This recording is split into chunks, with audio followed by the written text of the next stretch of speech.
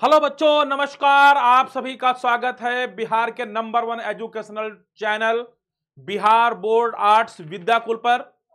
बहुत बहुत स्वागत करता हूं मैं आपका रजत सर इतिहास विषय के साथ।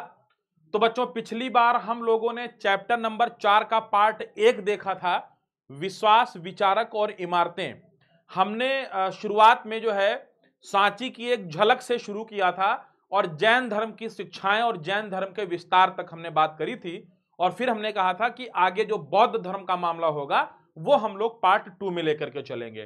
तो बच्चों, आज वो समय आ चुका है और हम चाहते हैं कि अब हम लोग आगे चलें और इसी तरीके से हमारा सिलेबस भी समय समय आगे बढ़ रहा है और मुझे उम्मीद है कि आप लोग इसका बहुत लाभ उठाएंगे और 2025 की बोर्ड परीक्षा में एकदम चीड़-फाड़ मचाएंगे और इस बार स्टेट टॉपर बनकर आएंगे। सारी कवायद इसी बात को लेकर के है कि आप बेहतर प्रदर्शन करें, आप बेहतर अंक अर्जित करें और बेहतरीन तरीके से आप अपना परचम लहराइए। यही हमारी पूरी मेहनत का सार है, यही हमारा उद्देश्य है, यही हमारी ताकत और सामर्थ्य और संबल है। तो चलिए बच्चों, हम लोग शुरू करते हैं अपनी बात को। तो बात हमारी शुरू होती है बच्चों, मैंने कहा था कि लगभग 600 ईसा पूर्व के समय से हमारे यहाँ कुछ विचारक पैदा हुए। तो उनमें हमने आपको जैन धर्म के बारे में बताया था, महावीर स्वामी के बारे में बताया था, उनके पंच महाव्रत हैं उनके बारे में डिस्कस किया गया था। आज हम लोग बात शुरू करेंगे बौद्ध धर्म से। तो दरअसल बौद्ध धर्म की जब हम बात करते हैं तो बौद्ध धर्म को लाने वाले हैं भगवान बुद्ध। कौन है? भगवान बुद्ध। ठीक है। अब ये कैसे कहानी बनी, क्या कुछ हुआ, तो चलिए हम लोग बात करते हैं जरा इनके बारे में। ठीक है। देखिए, एक जगह पड़ती है, जब आप इधर जाएंगे नेपाल की तराई में, वैसे पहले तो भारत में ही था लेकिन अब नेपाल में हो गया है। नेपाल में एक जगह पड़ती है लुम्बिनी। क्या पड़ती है? लुम्बिनी। लुम्बिनी में एक लड़के का जन्म हुआ जिस बच्चे का नाम था सिद्धार्थ। किसका नाम था? सिद्धार्थ। सिद्धार्थ के पिता का नाम था शुद्धोधन। पिता कौन थे? पिता थे शुद्धोधन और माता का नाम था महामाया। महामाया। लेकिन कहते हैं, ठीक है, इनकी माता का नाम क्या था? महामाया। तो बच्चों कहते हैं कि जब भगवान बुद्ध का जन्म हुआ, ठीक है, तो भगवान बुद्ध के जन्म के समय कुछ दिन के बाद, एक हफ्ते के अंदर, इनकी जो मम्मी थी महामाया, जो इनकी माता थी, किसकी? सिद्धार्थ की, उनका निधन हो गया। जब निधन हो गया तो इन्होंने शुद्धोधन ने क्या किया, इन्होंने महामाया की बहन थी, ठीक है, बहन, जिनका नाम था गौतमी प्रजापति। मैं थोड़ा सा आपको एक फिगर बना के समझाना चाहूंगा, इसको थोड़ा सा पतला करके मैं आपको फिगर ही बता दूं पूरा। देखिए कैसे महात्मा बुद्ध का अवतरण हुआ, कैसे महात्मा मतलब सिद्धार्थ कैसे महात्मा बुद्ध बन गए। देखो, आज के नेपाल की अगर हम बात करें तो नेपाल में एक जगह पड़ती है लुम्बिनी। क्या पड़ती है? लुम्बिनी। लुम्बिनी में शाक्य कुल के प्रधान, शाक्य कुल के राजा, और इन राजा का नाम था शुद्धोधन। क्या नाम था? इन राजा का नाम था शुद्धोधन और इनकी जो धर्म पत्नी थी इनका नाम था महामाया। इनके यहां एक बच्चे का जन्म हुआ, इस बच्चे का नाम रखा गया सिद्धार्थ। क्या नाम रखा गया? सिद्धार्थ। लेकिन तकरीबन एक हफ्ते के अंदर क्या हुआ कि महामाया की मृत्यु हो गई। क्या हो गई? मृत्यु हो गई। तो सिद्धार्थ के लालन पालन के लिए शुद्धोधन ने क्या किया कि महामाया की बहन और सिद्धार्थ की मौसी जो हुई, इनका नाम था गौतमी प्रजापति। क्या नाम था? गौतमी प्रजापति। तो इन्होंने क्या किया कि सिद्धार्थ का लालन पालन करने के लिए शुद्धोधन ने सिद्धार्थ की मौसी महामाया की बहन गौतमी प्रजापति से शादी कर ली और फिर गौतमी प्रजापति ने ही सिद्धार्थ का लालन पालन किया। ठीक है। इनका जो है विवाह हो गया, इनका विवाह हुआ। इनकी पत्नी का नाम था यशोधरा। क्या नाम था? इनका विवाह हो यशोधरा से हुआ। ये जो तीर होता है वो हस्बैंड वाइफ का होता है, ठीक है। और इनसे एक पुत्र का जन्म हुआ जिस पुत्र का नाम था राहुल। ये तो खैर ठीक बात है। एक दिन क्या हुआ, अब ये अपने महल में रहा करते थे, सारे ऐशो आराम थे महल में, कोई तकलीफ थी नहीं, कभी बाहर नहीं जाते थे। एक दिन इनका मन हुआ, और इनकी उम्र थी तकरीबन तकरीबन 30 साल उस समय। तो सिद्धार्थ का मन हुआ कि हम चाहते हैं कि थोड़ा हमको बाहर की दुनिया देखनी है। तो इन्होंने अपने सारथी, जो रथ चलाता था जिसका नाम था चन्ना, तो इन्होंने अपने चन्ना नामक सारथी को बुलाया और उससे कहा कि ऐसा है भाई, आज थोड़ा हमको बाहर चलना है। तो जब ये बाहर गए तो इन्होंने सबसे पहला दृश्य देखा कि एक बहुत दुखी आदमी बैठा हुआ है, दूसरा देखा कि एक बहुत बीमार व्यक्ति है, और तीसरा देखा कि एक लाश जा रही है, लोग उठाकर ले जा रहे हैं, और चौथा देखा कि एक सन्यासी है। तो जब पहले दुखी व्यक्ति को देखा तो चन्ना से कहा कि यार चन्ना, ये क्या है, ये कैसे बैठा है? तो चन्ना ने कहा, हुजूर ये बहुत दुखी है, कोई कष्ट होगा, इसको तकलीफ होगी। तो सिद्धार्थ ने कहा, साला जीवन में ऐसा भी होता है। फिर एक बीमार व्यक्ति को देखा, वृद्ध व्यक्ति को देखा। तो चन्ना से पूछा कि यार ये क्या है? तो उन्होंने कहा, मालिक ये वृद्ध हो गया है, बीमार है, तकलीफ में है। फिर उन्होंने एक लाश को जाते हुए देखा। तो चन्ना से कहा कि चन्ना यार ये क्या है? तो उन्होंने कहा कि मालिक ऐसा है, एक समय के बाद लोग मर जाते हैं, उनको जला दिया जाता है, काम खत्म हो जाता है। और चौथे नंबर का जो सीन उन्होंने देखा वो एक मुस्कुराता हुआ सन्यासी देखा। तो चन्ना से पूछा कि ये कौन है, एकदम मुस्कुरा रहा है, इसको कोई तकलीफ नहीं, कोई दुख नहीं, एकदम मस्ती से दिख रहा है? तो चन्ना ने कहा, मालिक ये सन्यासी है और इसको दीन दुनिया से कोई मतलब नहीं है, अपने आनंद में ही मस्त है। अब यहीं से सिद्धार्थ का दिमाग थोड़ा सा घूम गया। अब सिद्धार्थ कहने लगे कि यार ऐसा है, जब सन्यासी बनकर ही जीवन का असल में आनंद है तो फिर ये राजपाट किस बात के लिए? और फिर क्या हुआ, यही बात इनके दिमाग में बैठ गई। तो इन्होंने क्या किया, एक दिन ये रात का समय था, इनकी पत्नी यशोधरा, ठीक है, और इनका राहुल, ठीक है, ये दोनों सो रहे थे। और उसी समय क्या हुआ, सिद्धार्थ ने क्या किया, सिद्धार्थ ने घर छोड़ दिया। क्या किया? घर छोड़ दिया। और सिद्धार्थ के द्वारा घर छोड़ने को कहते हैं महाभिनिष्क्रमण। महाभिनिष्क्रमण, इन्होंने अपना घर छोड़ दिया, घर त्याग कर दिया और चले गए। अब इन्होंने कहा कि मेरे को सन्यासी बनने का है। जाते जाते जाते जाते ये पहुंच गए कहां? गया, जो बिहार में गया जिला है, वहां पहुंच गए। वहां पे एक नदी है, उस नदी का नाम है निरंजना। वैसे ये फल्गु नदी है, इसका विधिवत नाम है फल्गु नदी। इसके किनारे एक बरगद का पेड़ था, बरगद का पेड़ था, उसके नीचे बैठ गए और तकरीबन 5 सालों तक तपस्या करते रहे। 5 साल के बाद इनको ज्ञान की प्राप्ति हो गई। ज्ञान की प्राप्ति हो गई मतलब इनको बोध हो गया, जीवन के सत्य का बोध हो गया। हालांकि ज्ञान को बौद्ध धर्म में निर्वाण कहते हैं, इनको निर्वाण की प्राप्ति हो गई। और जब इनको ज्ञान की प्राप्ति हो गई, जब इनको बोध हो गया जीवन का, तभी ये क्या हो गए? बुद्ध हो गए। क्या हो गए? बुद्ध हो गए। यानी सिद्धार्थ ने तपस्या करी, तपस्या करने के बाद इनको ज्ञान प्राप्त हुआ, ज्ञान प्राप्त करने के बाद ये बुद्ध हो गए। जब इनको ज्ञान प्राप्त हुआ तो ये चले आए सारनाथ, उत्तर प्रदेश में बनारस जिले में पड़ता है सारनाथ। यहां इन्होंने अपना प्रथम प्रवचन दिया। क्या दिया? प्रथम प्रवचन दिया, जिसको कहते हैं धर्म चक्र प्रवर्तन।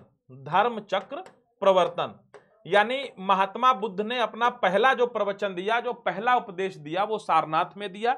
और इसी के साथ इनको तथागत कहा जाने लगा, भगवान बुद्ध कहा जाने लगा, और यह कहा जाने लगा कि इनको ज्ञान की प्राप्ति हो गई है, अव्वल दर्जे के संत हो गए हैं।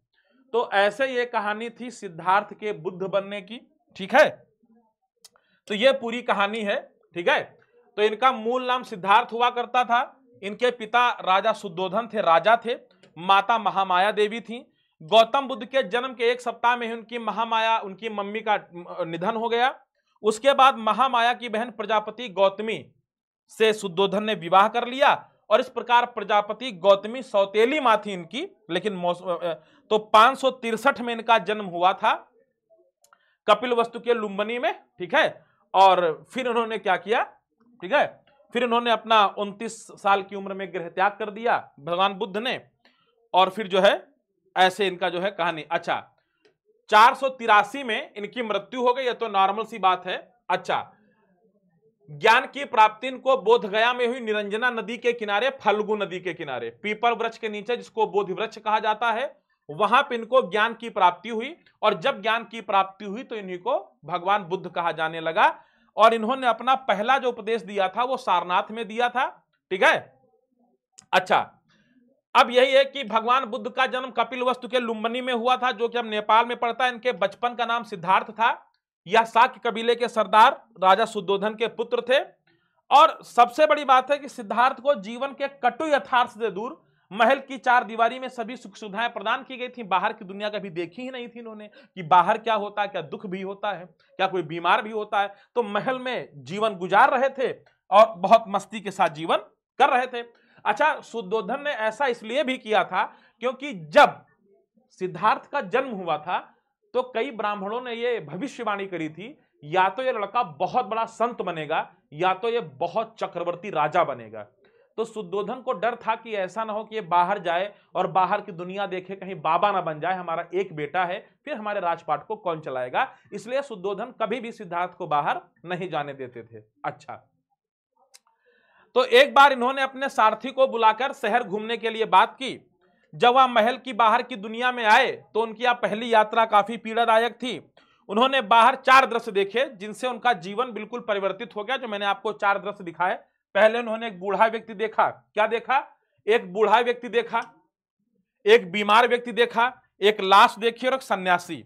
तो उन्होंने कहा कि यार बूढ़ा व्यक्ति परेशान है, बीमार भी परेशान है, मरने वाला तो मर ही गया, सबसे प्रसन्न चित्त मुद्रा में सन्यासी बैठा है। इसका मतलब यह हुआ कि सन्यास में ही असल आनंद है।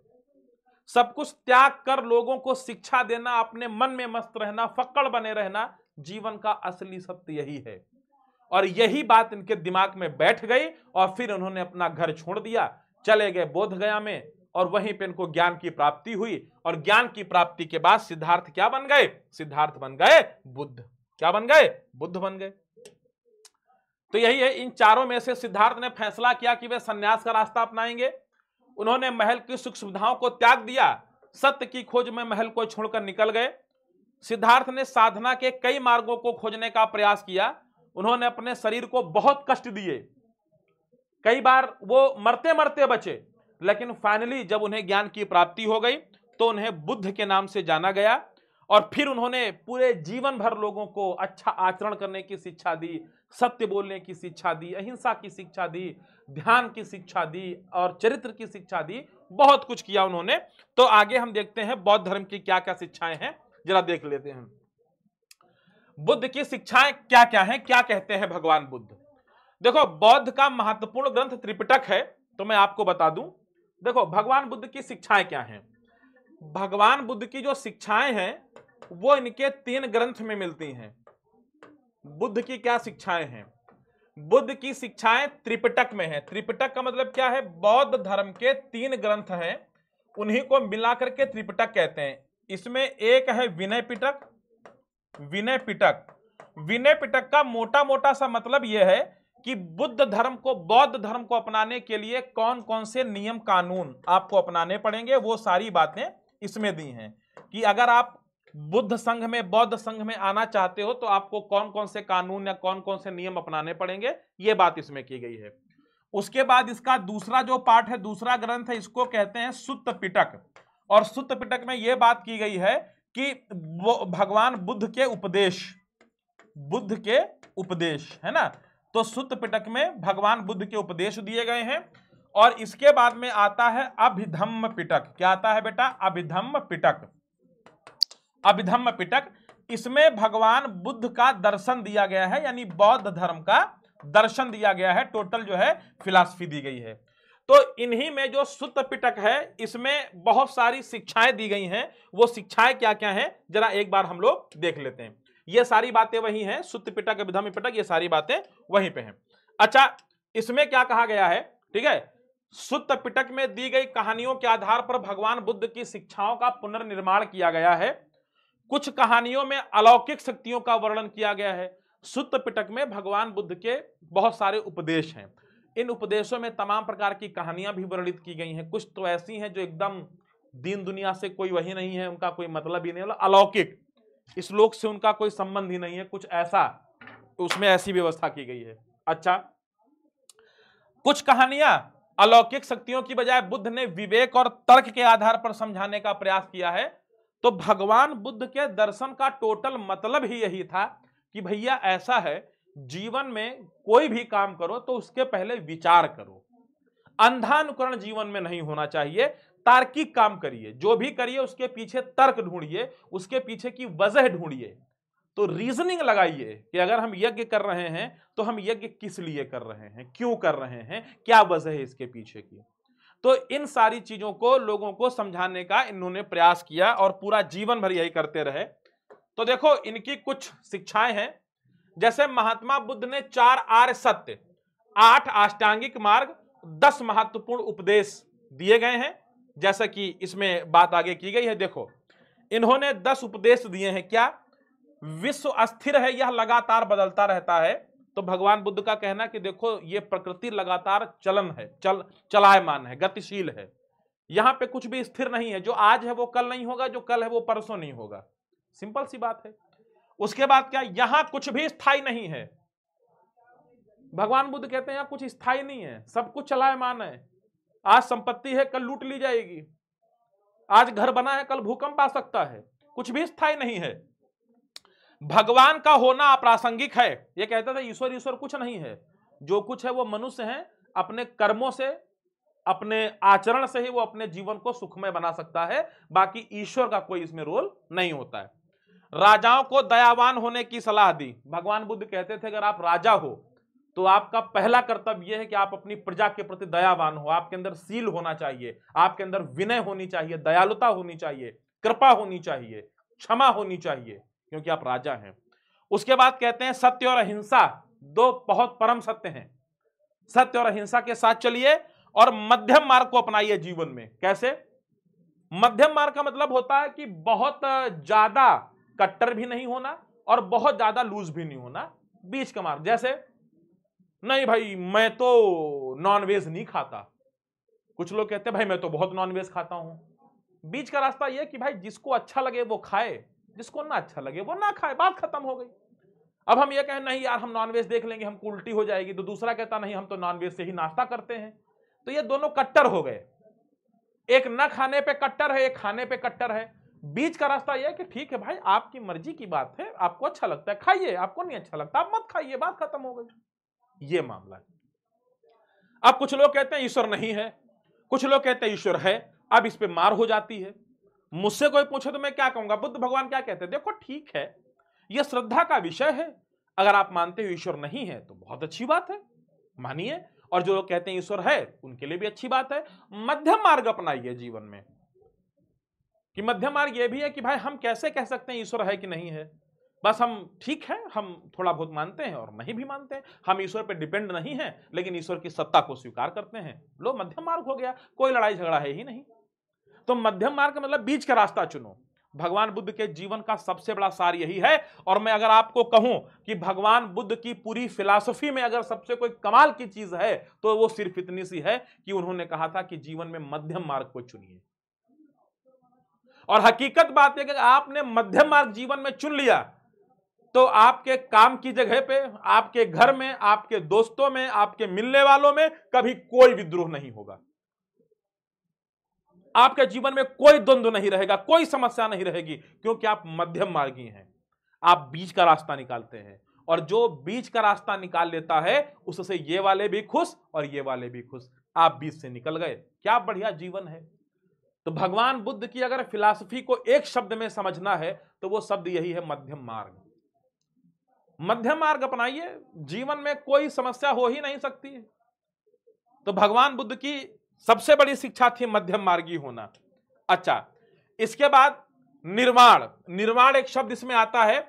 निर्वाण का अर्थ होता है अहम और इच्छा को खत्म कर देना। मतलब भगवान बुद्ध को जब ज्ञान की प्राप्ति हुई तो उनको यह लगा कि हमारे अंदर जो हम की भावना थी, हमारे अंदर ज्ञान है, हमारे अंदर ये है, हमको गाड़ी चाहिए, बंगला।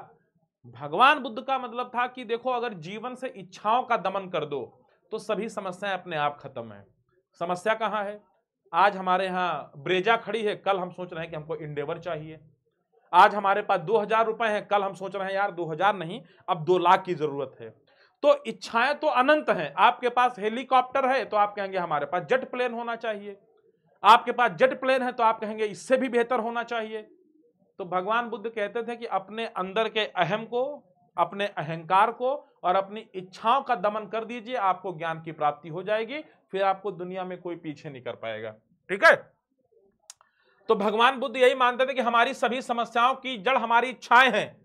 यदि हम अपनी इच्छाओं और लालसा का त्याग कर दें तो हमें ज्ञान की प्राप्ति हो जाएगी। हमें कोई इच्छा नहीं, भगवान ने जो दिया वो सीख है। अच्छा, बुद्ध ने अपने शिष्यों को अंतिम निर्देश यह दिया कि तुम सब अपने लिए खुद ज्योति बनो, क्योंकि तुम्हें खुद ही अपनी मुक्ति का रास्ता ढूंढना है। भगवान बुद्ध कहते थे इस दुनिया में कोई भगवान नहीं है, कहीं मोक्ष नहीं है।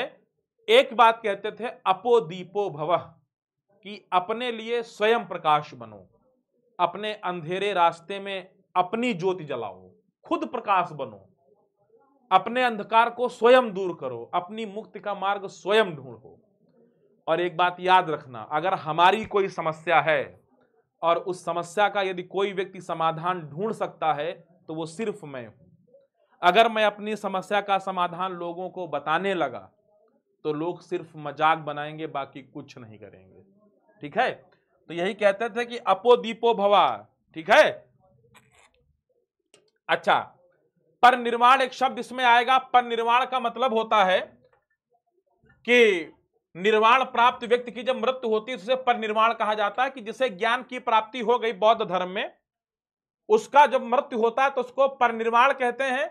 लेकिन महात्मा बुद्ध की जो मृत्यु हुई, महात्मा बुद्ध की मृत्यु को क्या कहा जाता है? महात्मा बुद्ध की मृत्यु की घटना को महापरिनिर्वाण कहा जाता है, क्योंकि वो अद्भुत थे, अलग थे। कोई आम व्यक्ति है जिसको ज्ञान की प्राप्ति हुई, जिसको निर्वाण की प्राप्ति हो गई, उसको परिनिर्वाण कहते हैं कि सत्य में विलीन हो गया। लेकिन भगवान बुद्ध की जब डेथ हुई थी तो उस घटना को महापरिनिर्वाण कहा जाता है। क्लियर? बौद्ध धर्म के 3 रत्न हैं, एक तो बुद्ध, संघ और धम्म। ठीक है, बुद्ध तो स्वयं बुद्ध हैं, संघ बौद्ध धर्म के साधु संतों का जो पूरा ग्रुप था उसको संघ कहते थे, और धम्म का होता था महात्मा बुद्ध की उपदेश वाली किताब, मतलब महात्मा बुद्ध के उपदेश। ये जैन धर्म, ये बौद्ध धर्म के 3 जो है रत्न हैं। क्लियर है? और महात्मा बुद्ध ने 3 बातें कही थी, 4 आर्य सत्य। तो 4 आर्य सत्य क्या है वो भी देख लो। 4 आर्य सत्य क्या कहे थे इन्होंने?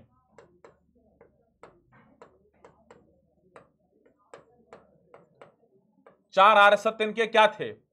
इन्होंने कहा था संसार दुखमय है,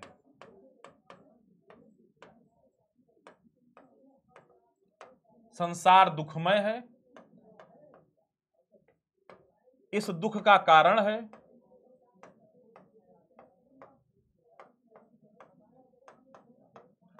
इस दुख का कारण है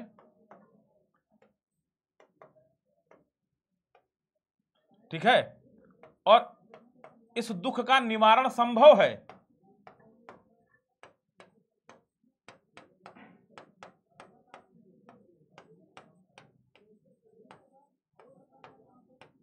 निवारण संभव है, और अष्टांगिक मार्ग,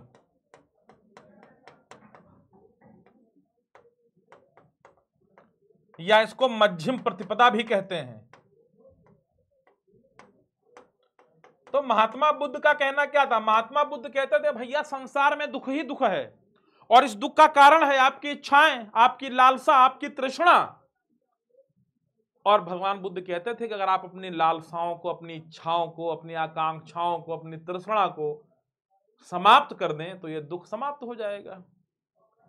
और ये कैसे आप करेंगे? उसके लिए अष्टांगिक मार्ग आपको अपनाना पड़ेगा। इच्छाओं को दमन करने के लिए, दमन नहीं करना, इच्छाएं आए ही ना, आप अपने आप को ऐसा बना लीजिए कि आपके अंदर इच्छाएं आए ही ना, आप एकदम इन सारी चीजों से परे हो जाइएगा। ठीक है, तो बस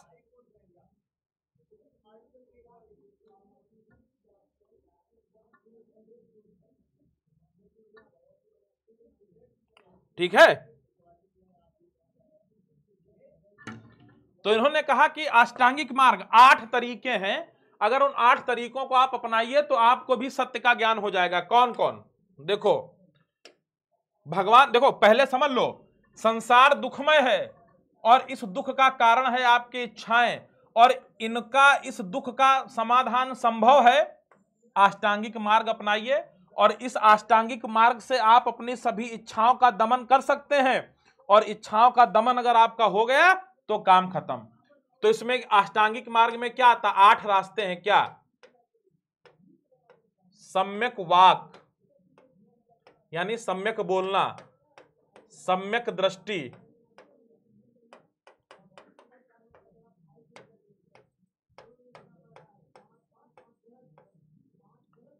सम्यक वाक, सम्यक दृष्टि, सम्यक जीविका, सम्यक वाक, सम्यक दृष्टि, सम्यक जीविका, ठीक है, सम्यक कर्म,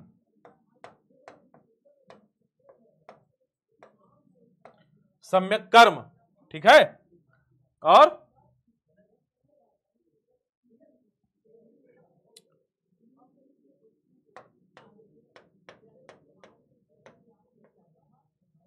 एक काम करते हैं, मैं इसको सीरियल से लिखता हूं तो ज्यादा सही रहेगा। मैं थोड़ा सा इसको सीरियल से लिखना चाहूंगा। तो चलिए, पहला क्या हो जाएगा? सीरियल से लिखो। देखो,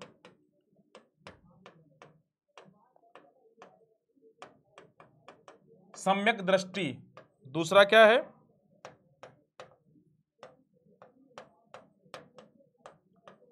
सम्यक संकल्प, तीसरा क्या है? सम्यक वाक मतलब बोलना, वाक माने टहलना नहीं।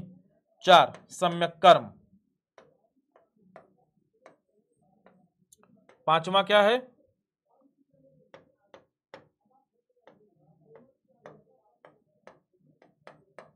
सम्यक जीविका, 6ठा क्या है?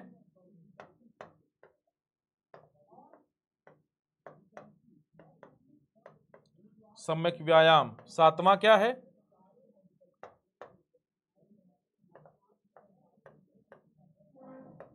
सम्यक स्मृति, और 8वां है सम्यक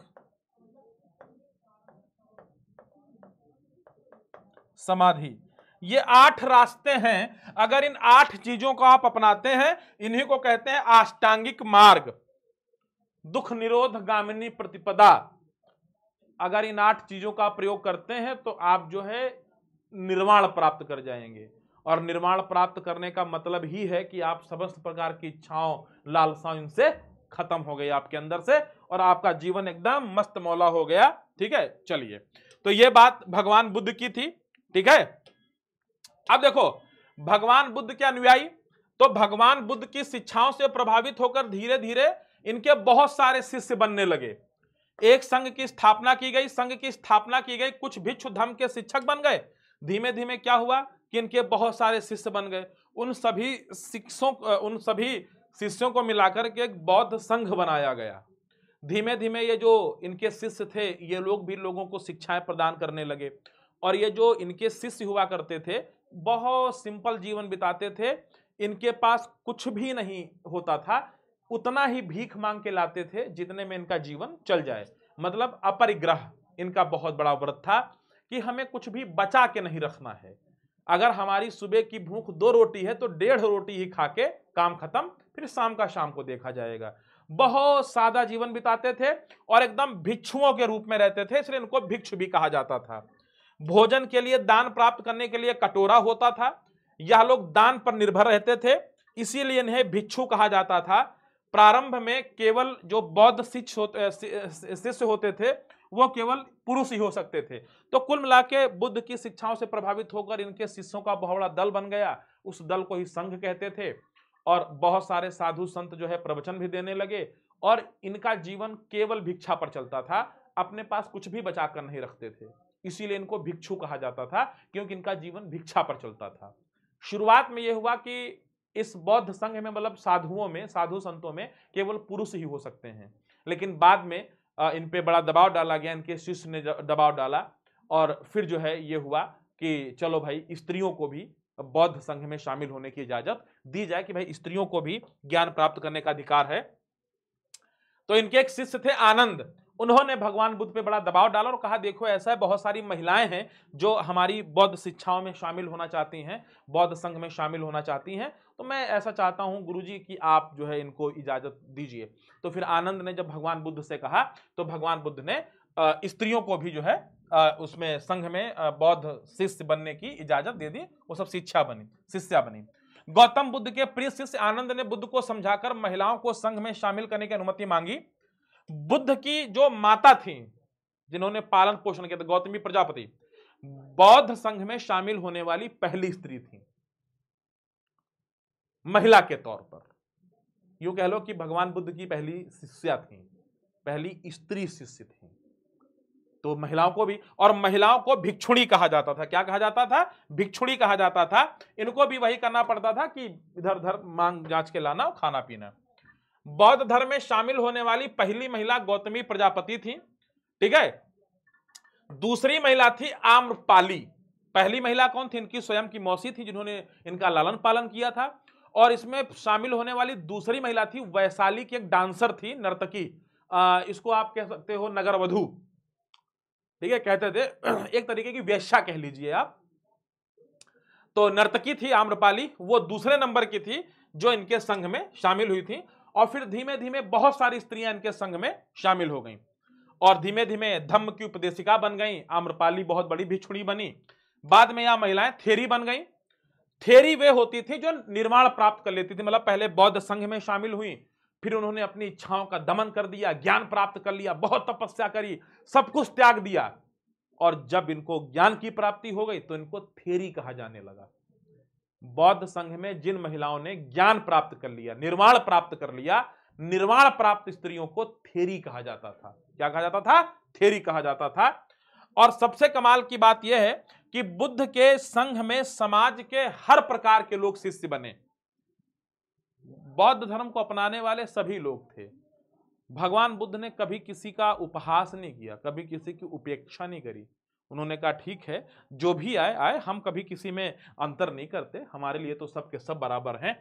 तो इसीलिए भगवान बुद्ध के अनुयायियों में सब शामिल हैं, राजा, धनवान, गरीब, सामान्य जन, कर्मकार, दास, जो भी समाज के चारों वर्णों के लोग, ऊंच नीच जिसको समझा जाता था, चांडाल पांडाल ये वो, उन्होंने कहा भाई मेरे लिए केवल इंसान माने रखता है, और अगर वो सही कर्म करना चाहता है तो बौद्ध धर्म के दरवाजे उसके लिए हमेशा खुले हुए हैं।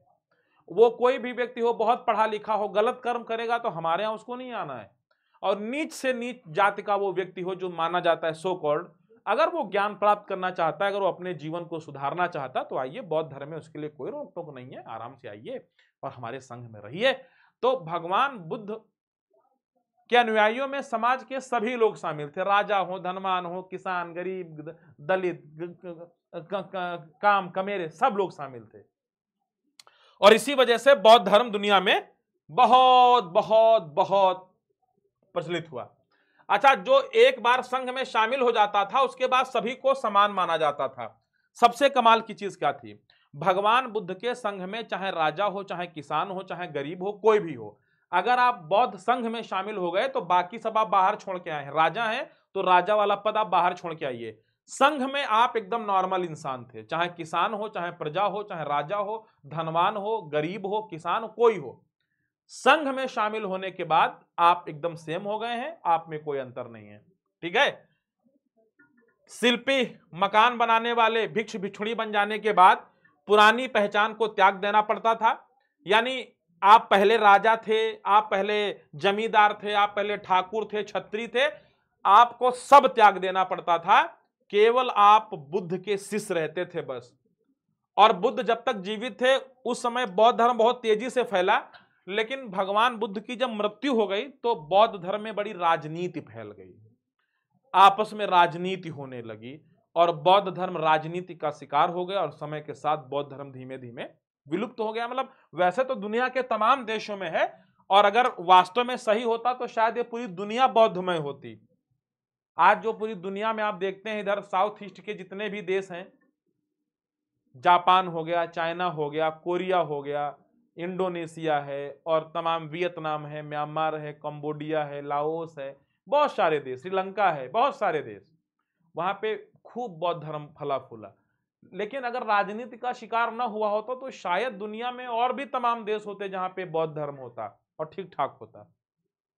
अच्छा, जो लोग समकालीन प्रथाओं से असंतुष्ट थे बौद्ध धर्म में शामिल होने लगे। जो लोग ये वर्ण व्यवस्था से तबाह हो चुके थे, समाज में जिनको नीच समझा जाता था, जिन पर बड़े अत्याचार किए जाते थे, वे सारे के सारे समाज के जो वंचित लोग थे, जो सामाजिक विषमता का शिकार थे, वो सारे के सारे लोग बौद्ध धर्म में शामिल हो गए। उनको वहां सम्मान मिल रहा था और आदमी वहीं जाता है, वहीं शामिल होता है जहां उसको सम्मान मिलता है, जहां यथोचित उसको, है ना, रेस्पेक्ट मिलती है। बौद्ध शिक्षा में जन्म के आधार पर श्रेष्ठ नहीं माना जाता था, बल्कि मनुष्य के कर्म, उसके अच्छे आचरण को महत्व दिया जाता था। बौद्ध धर्म में यह होता था कि आप किस वर्ण में जन्म लेकर आए हो, ब्राह्मण के यहां पैदा हुए हो, क्षत्रिय के यहां पैदा हुए हो, शूद्र के यहां पैदा हुए हो, इससे मतलब नहीं है। अगर आपके कर्म अच्छे हैं तो आपको अच्छा इंसान माना जाएगा, बाकी आप किस रसूख के हो उससे यहां कोई लेना देना नहीं है। इसी कारणवश महिलाएं और पुरुष इस धर्म की ओर खूब आकर्षित हुए। भगवान बुद्ध के धम्म की विशेषता क्या थी? भगवान बुद्ध कहते थे बड़ों का हमेशा सम्मान करना चाहिए, अपने से छोटों के साथ हमेशा सम्माननीय व्यवहार करना चाहिए, यानी उचित व्यवहार करना चाहिए, ठीक है, और हमेशा सत्य बोलना चाहिए, धार्मिक सहिष्णुता रखनी चाहिए, विद्वान ब्राह्मण इत्यादि के प्रति सहानुभूति रखनी चाहिए, अहिंसा का संदेश दो, कोई हिंसा ना करे, और दुनिया में जितने भी धर्म हैं सभी का सम्मान करिए, दास और सेवकों के प्रति दया का व्यवहार करिए। अगर कोई आदमी आपका नौकर है या दास है, सेवक है आपका, उसके प्रति भी सम्मान का भाव रखिए, एटलीस्ट वो भी एक इंसान है। तो इंसान होने के नाते इंसानों के साथ कुल मिला के यही था कि इंसान इंसान के जैसे व्यवहार करे लोगों के साथ, तो कोई समस्या होगी ही नहीं।